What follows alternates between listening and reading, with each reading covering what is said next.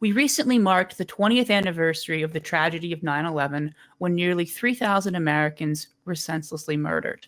The Bush administration chose to harness our grief, our sorrow, our outrage to launch a global war on terror, ram through Congress a wish list of increased surveillance powers long desired by those who want to roll back the necessary but insufficient checks placed on intelligence agencies in the 70s, and smeared anyone who objected as an enemy within.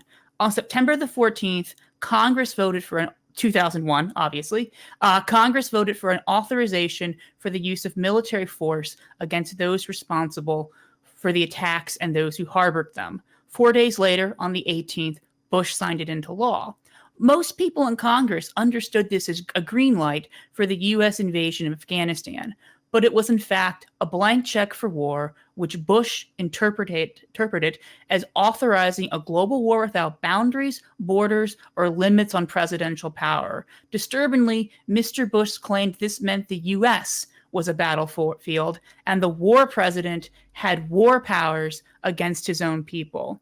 Bush's successors, Obama and Trump, cemented and expanded the war on terror with dismal milestones like the first drone strike against a U.S. citizen or the use of the Espionage Act to jail journalists and whistleblowers.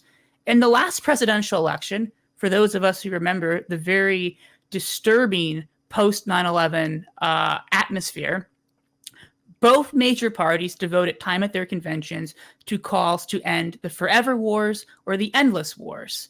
You can interpret the sincerity of those statements however much you want, but it represents at the very least a dramatic sign of how the American people have turned on the war on terror.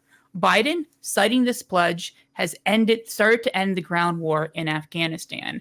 In the early 90s, Defending Rights in Dissent participated in a campaign called End the Cold War at Home, arguing with the Cold War winding down, the repressive domestic legislation, which should never have been passed in the first place, had no purpose and must be repealed. Today, we argue that ending our forever war must include not just the war in Afghanistan or the air wars in countries Congress never intended to authorize military action, but ending the war at home, repealing the Patriot Act, ending warrantless surveillance, putting checks on the FBI, and closing the notorious Guantanamo Bay prison camp.